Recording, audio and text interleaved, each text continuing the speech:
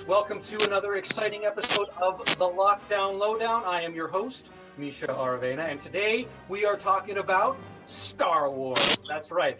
But before we begin, let me introduce my panel. I have Mr. Andrew Stupart, the birthday boy. When 35 years old you reach, look this good, you will not. Now, if you don't know what that impression was, you should not be watching this show. But anyway, I also have Mr. Alex Pope. Say hello. Thank you. Good to be here. That was actually pretty good. Very well done. That's my bad impression. Frank Oh, Oz would be proud of that. I'm going to email him right now and tell him how good we are. But anyway, guys, so today we're talking Star Wars, quite possibly the most influential film series of all time. So George Lucas was a little independent filmmaker studying at USC, University of Southern California. He made a little short film there called THX, which was later produced into a full-length film made into THX. And that kind of opened up producers' eyes to his scope and imagination. And that led him to his first film, 1973's American Graffiti. And that became a huge hit for him. I think it was the third or fourth highest grossing film of that year. And all through that time, he had this idea of this galactic fairy tale, kind of serials that had inspired him as a kid, i.e. Flash Gordon. George Lucas read a lot of ancient mythos, Joseph Campbell's Hero of 1,000 Faces. And so all this time while he has this idea, he started shopping it around and it got rejected by everyone in town until finally 20th Century Fox picked it up. They funded the movie. Ton of production problems while they were filming in Tunisia, which substituted Tatooine. Nothing worked. Mechanical failures, you name it. When they were filming at Elstree Studios, which is all the Death Star sequences, the British crew, Lucas just could not cope with their equity union rules. So eventually he admitted himself to the hospital and he was diagnosed with severe exhaustion and anxiety. But it was all worth it because May 25th, 1977, Star Wars is released, becomes the highest grossing film of all time.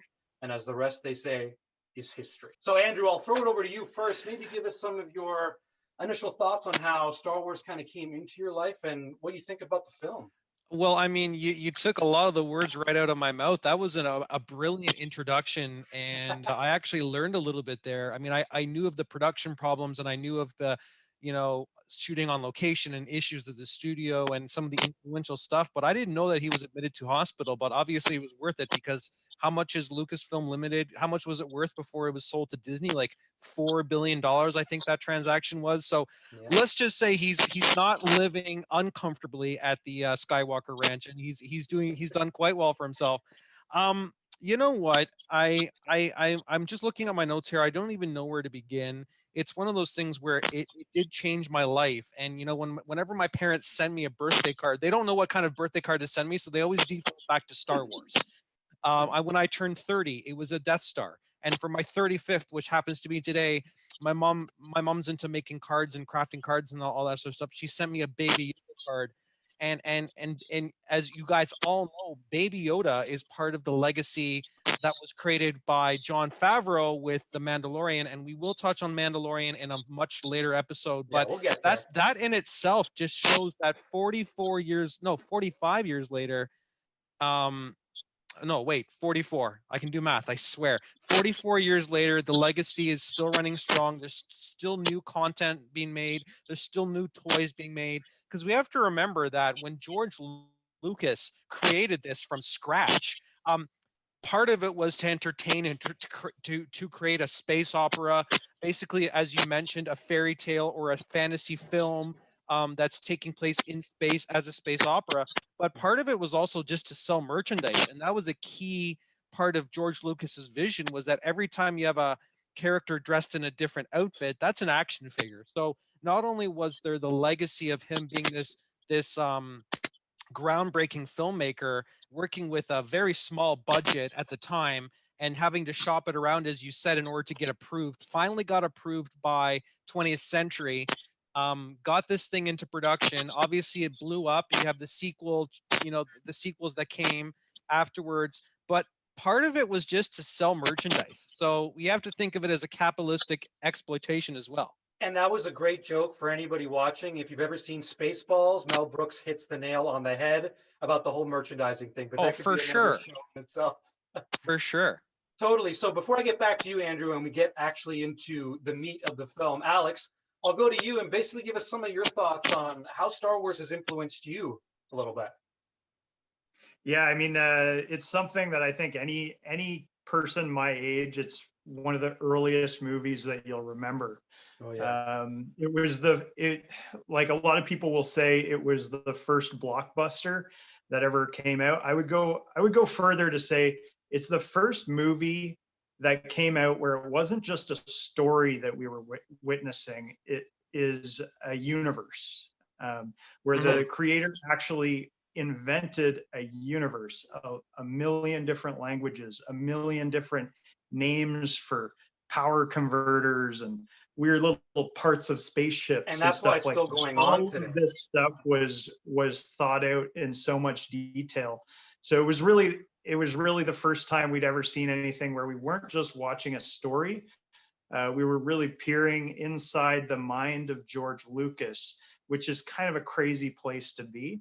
And yeah, it was a profound experience, something that I'll always remember. Before we actually talk about the film itself, I'll share a little story. So we're all roughly around the same age. So I got introduced to Star Wars in 1997 when they did the re-releases. Yes. Yes. Oh, I remember going to theaters.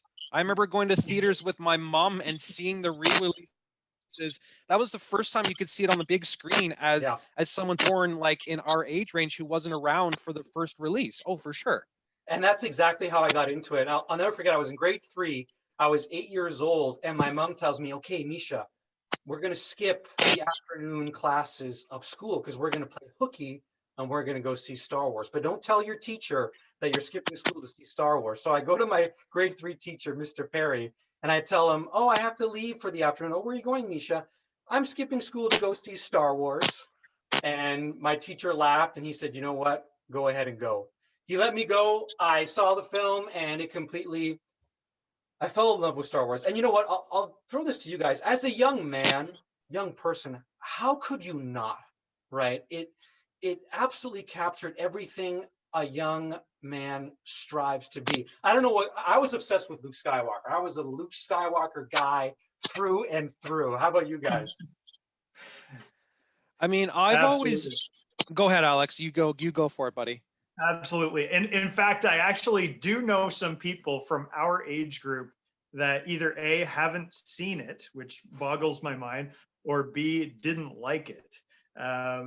And that's crazy to me because I think like most people in our age group are impacted by this movie and it's kind of the gold standard. Oh, for Absolutely. Sure. So, you know, yeah, go ahead, Andrew. I've always thanks Misha and Alex. Yeah, for sure, I agree, Alpo. You know, this is definitely the gold standard. And for myself, I mean, I've always gravitated towards science fiction. I might offend people out there. I was never a Lord of the Rings fan. I was never a Harry Potter fan.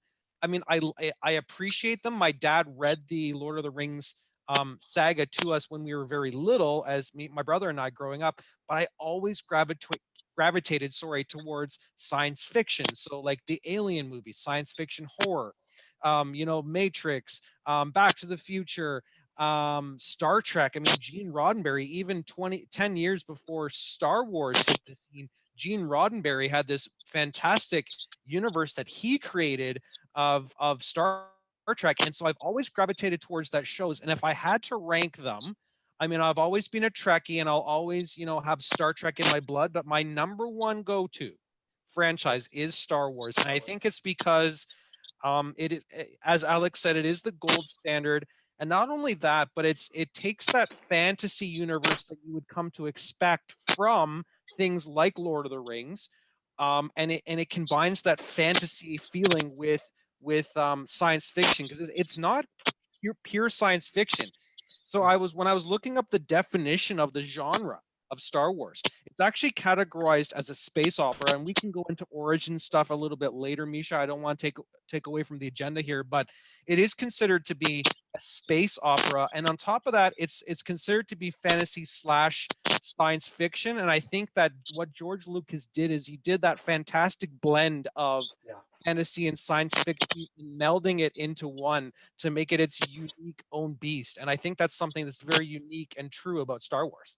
He basically combined every kind of genre to add to that Western genre, Oh, for sure. samurai, those films from samurai culture, right? But everything is in this movie. But Alex, I'll go to you now. Speaking of A New Hope, basically, do you have favorite scenes, moments, any characters, or anything that really sticks out to you that is just mwah, perfect filmmaking? That's just like, this is why I love this movie. Yeah, I mean, like really, where you start off with Luke on his home planet there, it's just it's spectacular. You know, it's like it was so ahead of its time in so many ways. You got the binary star system that his planet is orbiting around. You know, it's like, even though it's shot in Tunisia in a desert that could easily take place on Earth, You'd never know that. everything about it just sort of, you know, it's just, there's no way around it. You're on a different planet when you're there watching him and his family interact. It was a great opening to the movie. And, you know, obviously the battle scenes on the Death Star and everything like that much later on are really, you know, what it's all about. Sort of, I'm sure you know, getting inspiration from a lot of World War II movies. Oh, for sure. Yes, yes. So, all the dodge fighting. Using that kind of stuff and almost copying it shot for shot was just brilliant, you know, because it really made it seem that much more real. And you know what? Before I get to Andrew on that, to anyone watching, there's a great documentary. You can find it on YouTube called Empire of Dreams. It's about 3 hours long, and it goes over the entire original trilogy, and it's where I got a lot of my information from. But so check out that Empire of Dreams on YouTube. But Andrew, same question to you. Any kind of moments, scene that really just that you're in love with? Yeah, no, I appreciate you throwing it over to me for that. And I have to agree that when you see, even with the simplicity of the desert, and you know, and that's something that's always resonated with me. You have the droids coming down, and eventually they make their way to come into contact with Luke Skywalker, and you see Uncle Owen and Aunt Beru. And even though it's clearly just like a desert on Earth, it does have that mystical feeling around it that you're on a whole other planet. But despite all that, I think my favorite scene is actually the opening scene. And I think it's a testament to the fact that when George Lucas made this, he broke so many barriers, you know. And not only was it in terms of storytelling and character creation and creating that universe, but it was also from a technological point of view. No one, I mean, aside from being inspired from a film such as 2001: A Space Odyssey by Kubrick, who had, you know, started to use those models. You know, when you see this in 2001, you see the model rotating of the space station and space rotating around. That was really big for I think, was it 66 that 2001 came out, somewhere in there? 68. Was it 68? Okay. So George Lucas took that to the next level. My favorite scene is after the opening crawl. You have the rebel ship trying to get the plans back to, I guess, Alderaan, but intersecting this rebel ship is the Star Destroyer, and that passes through the screen and tractors it into the little bay thing. I don't even know what it's called, but basically it tractors in the ship, and you see this sucked up into it. It gets sucked up, and that scene. After the opening crawl, that's when you get hooked in, and you're like, this is not like anything else we've seen before. Because you have to remember, this was made in the late 70s, and there was nothing else like this before. No. You know what? I'll give my thoughts before we move on to the next film. But to go to that opening scene, Andrew, what I love about it is because you get so much information from just the visuals. Because the little small rebel ship comes in, and it's very, very small, ill-equipped, you know, not meant for warfare. And then you have this big ass ship, and it kind of shows that the Empire has all the resources and that they're fighting a losing war, right? So like you get so much information from just the visuals, which I love. But one scene I love, when Luke is looking out at the twin suns, I just think about a young man going on his hero's journey, wanting more than what he has in life at that moment. I just kind of think that sums up Star Wars in general, that sense of wonder, right? I love that. Harrison Ford, iconic as Han, Yes, freaking Solo, yes. the coolest. Yeah. Until Indiana Jones, one of the coolest characters of all time. Alec Guinness as Obi-Wan Kenobi, wise Yeah. mentor, beautiful performance. Bridge on the River Kwai was his beginning. Well, not Yeah, his beginning, but that was like one of his prominent films before Star Wars. he won an Oscar for that. And then Yes. the very, very last scene when they're all getting their medals. Every time I watch that scene, the music, and have to give a shout out to John Williams. For the Oh, music. yeah. Oh yeah. Iconic. But even now, I want to stand up and cheer when they get their medals. It's just such a satisfying ending. But before we move on, Alex, I'll go to you. Do you have like a letter grade or on a scale of 1 to 10? Where does this film still hold up? Obviously, we have really fond memories of it, but does it still hold up now? That's a good question, because I mean, obviously my perception of the film is a little bit tainted because I have seen it a million times when I was a kid. But as I was watching it, my lovely fiance sat down and watched, a short scene with me.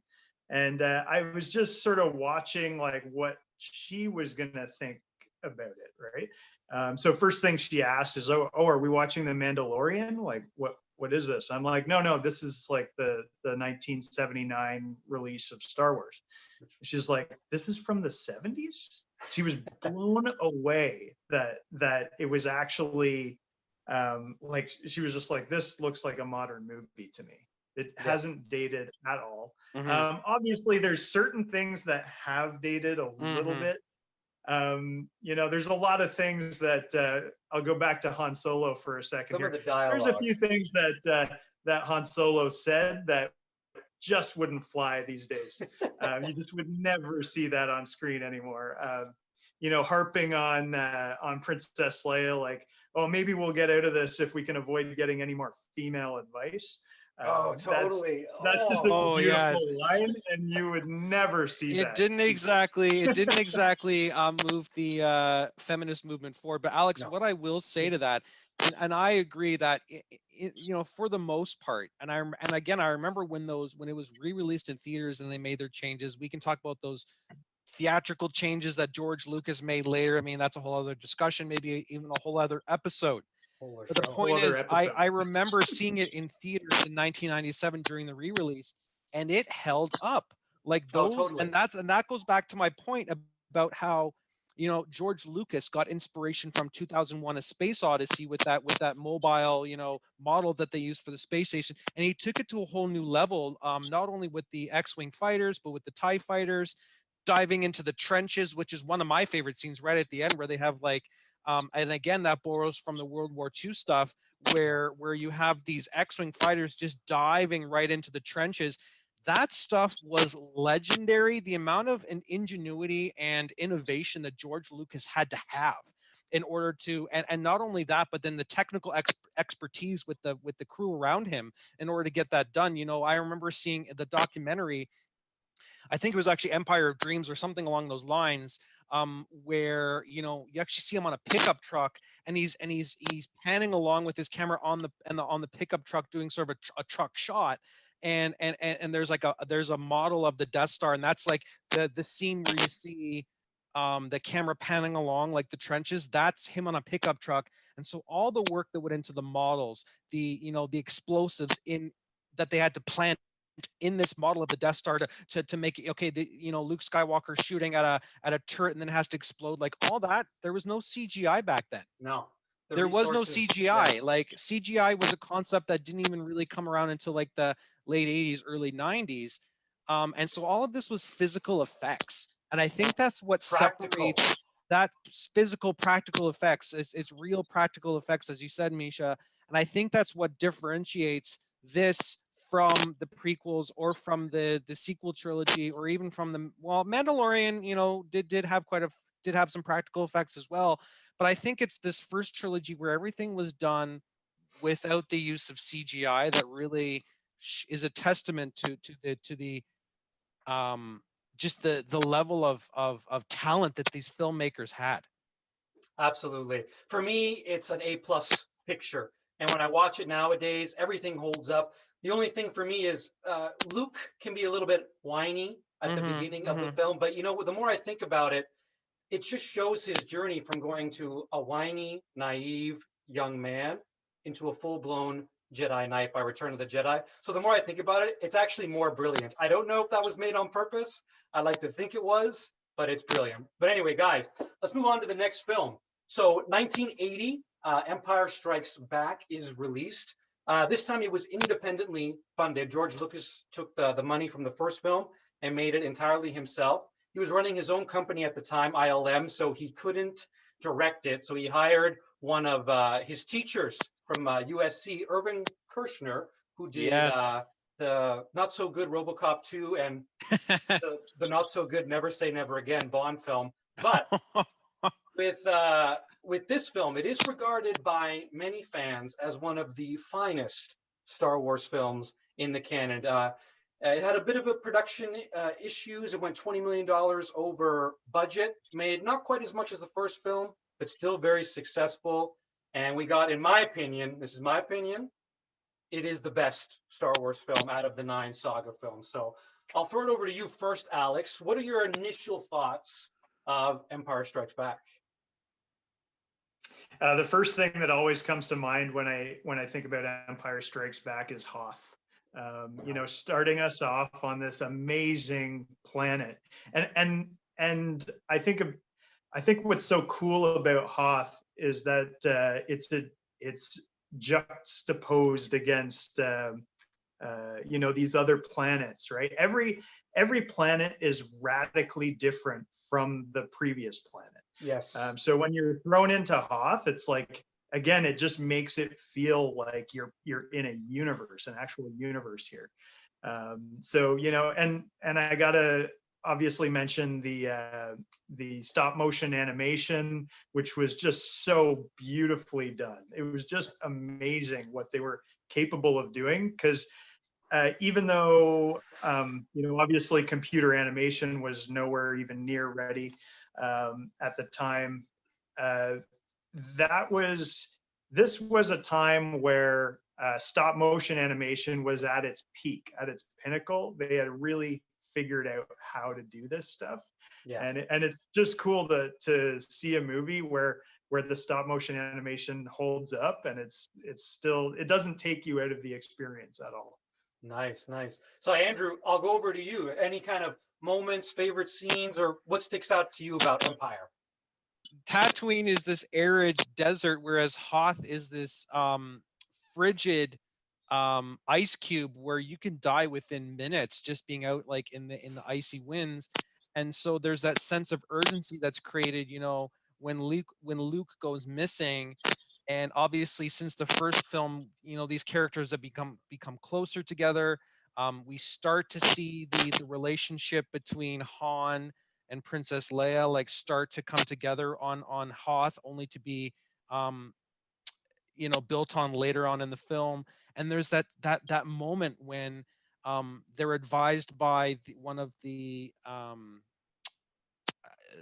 was it the floor director, whatever, that they have to you know, shut down the blast doors. They have to close the main doors. Yeah. And there's that moment where Chewbacca, because he knows that Luke's out there and Han's gone after to look at, you know, gone after to save Luke, and they have to shut the doors, otherwise the power generator is going to shut down. It's too cold. And you're like, what's going to become of these guys?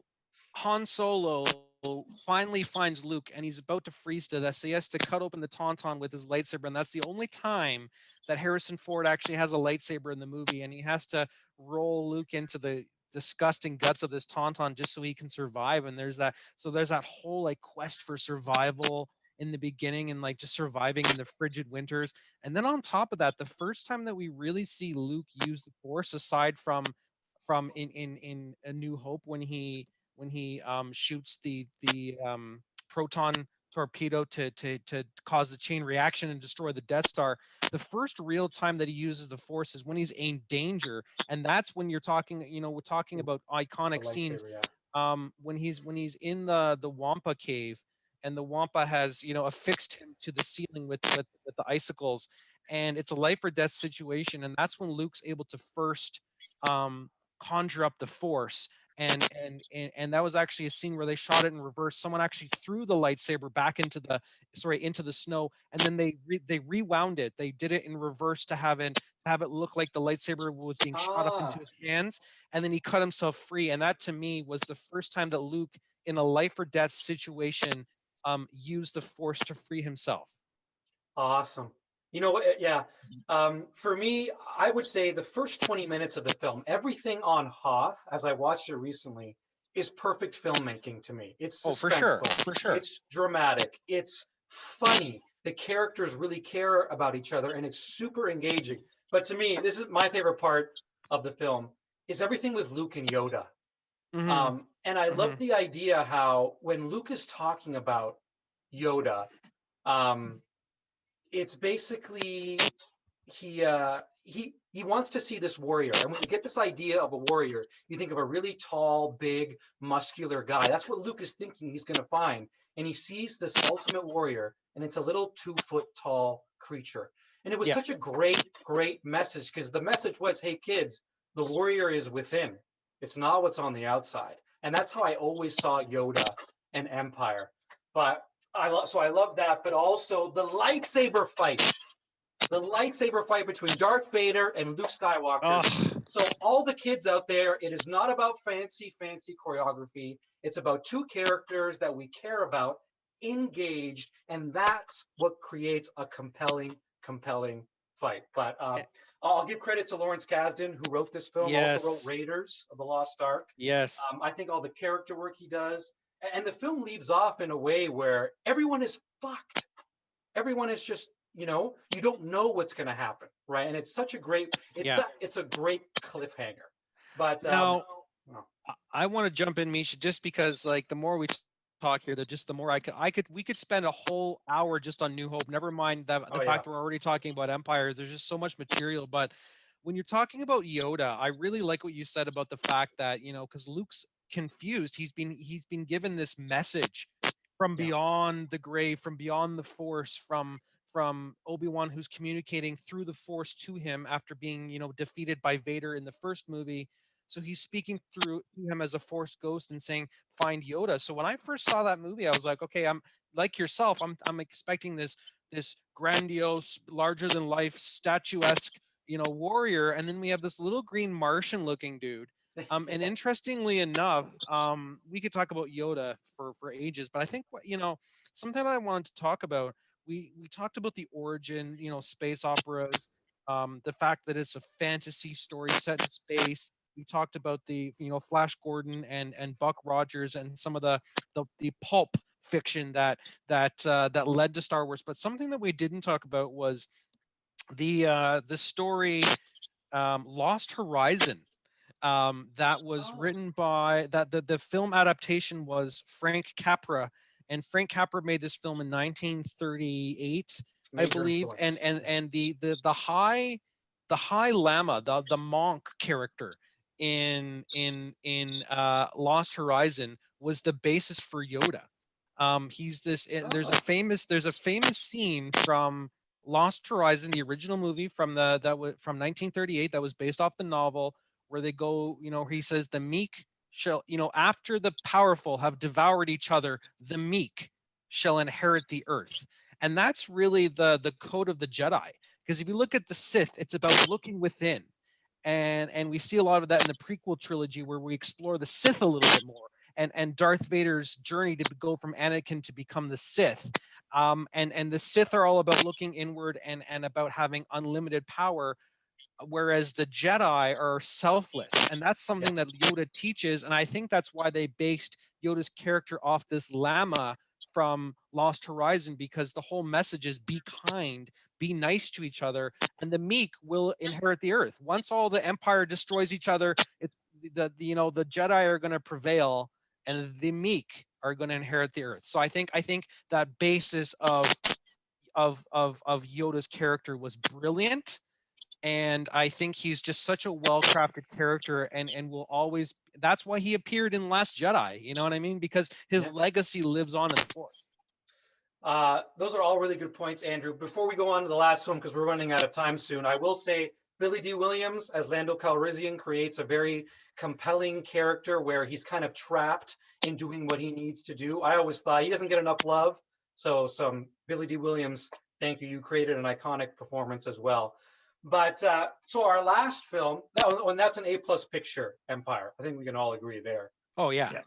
But so 1983, Return of the Jedi is released, originally called Revenge of the Jedi, but George Lucas changed it at the last minute because he said Jedi do not seek revenge, which ultimately I agree with, right? Revenge of the Jedi is a little bit punchier title, but his logic makes absolutely sense. So again, it was independently funded.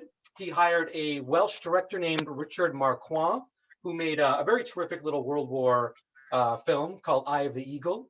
But he did not have a lot of experience in special effects. So George Lucas did a lot of shadow directing and kind of co-directed the picture with Richard Marquand. But anyway, this is the end of the trilogy, so I'll throw it over to you, Alex. What are your thoughts on Return of the Jedi? Well, I wasn't exactly looking forward to rewatching this one because it gets a lot of hate, right? But honestly, I was sort of taken aback, in the first 20 minutes of watching it, just how good of a movie it is. I mean, I 100% disagree with anybody that considers it a write-off. It's it's our first real moment with Jabba the Hutt. And I honestly think that Jabba the Hutt, next to Darth Vader, is one of the greatest villains of all time. And that scene where you've got the two droids, or C-3PO is like, let's not go in there. Let's not go in there. They knock on the door. No, nobody's here. I want to go. But they end up getting sort of drawn into this world, this really seedy, awful world, in this basically in a cave. And you've got this monster Jabba the Hutt that's just a pile of disgusting fat. And that's a whole world in itself, the galactic underworld, for sure. Yeah. And I just want to say something as well about the Ewoks. I think probably the biggest reason why people hate on this movie so much is the Ewoks.